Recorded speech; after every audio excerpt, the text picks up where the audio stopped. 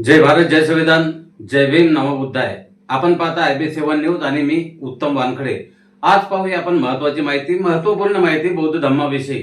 बौद्ध धम्माचे एकूण विश्व प्रसिद्ध म्हणजे जगामध्ये प्रसिद्ध असणारे असे 15 महत्वाचे ग्रंथ आहेत की ज्याची संपूर्ण जगभर ज्याचं अध्ययन केलं जाते, ज्याचं पठण केलं जाते, वाचन केलं जाते. असे 15 ग्रंथ.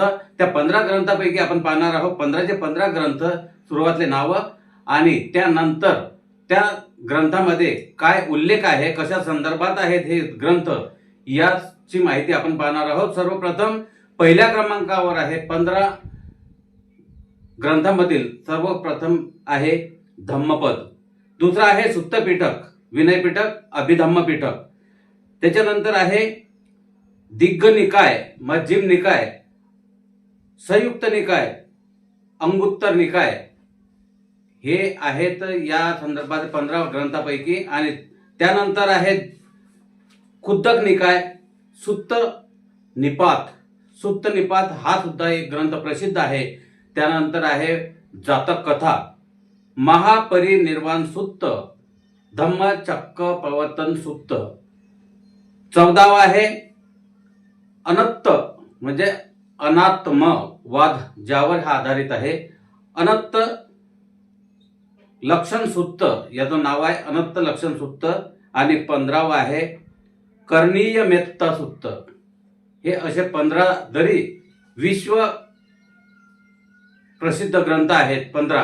आणि या 15 विश्व प्रसिद्ध ग्रंथाचा म्हणजे धम्मपदापासून तर महाकरुणीय मेत्त सुत्त हा जो ग्रंथ आहे इथपर्यंत या 15 ग्रंथापैकी 15चे 15 ग्रंथाचा एकंदरीत संक्षिप्त जे वर्णन आहे हे महामानव परमपूज्य डॉक्टर बाबासाहेब आंबेडकर यांनी बुद्ध आणि त्याचा धम्म या ग्रंथामध्ये केलेला आहे. हा बुद्ध आणि त्याचा पवित्र धम्म ग्रंथ यामध्ये बुद्धाच्या जीवनापासून तर जन्मापासून, सिद्धार्थ गौतमाच्या जन्मापासून तर सम्यक संबुद्धाच्या महापरिनिर्वाणापर्यंतचा जो इतिहास आहे तो यामध्ये दडला आहे, यामध्ये उल्लेखित आहे.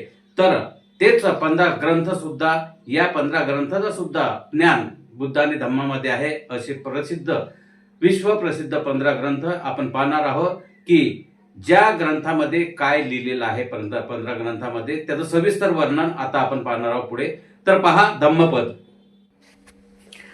धम्मपदामध्ये बुद्धाचे उपदेश आणि जीवन दर्शनाचा पवित्र संग्रह आहे. सुत्तपिटक, या सुत्तपिटकामध्ये सुद्धा बुद्धाचे उपदेश आणि संवादाचे प्रमुख संग्रह आहेत.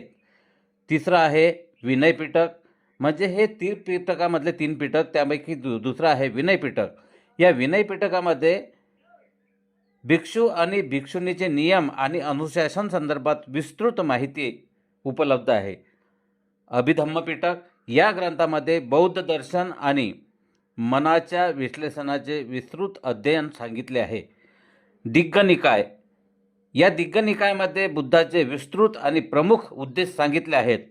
6वा आहे मध्यम निकाय, या ग्रंथात मध्यम लांबीचे महत्त्वपूर्ण उपदेश दिले गेलेले आहेत.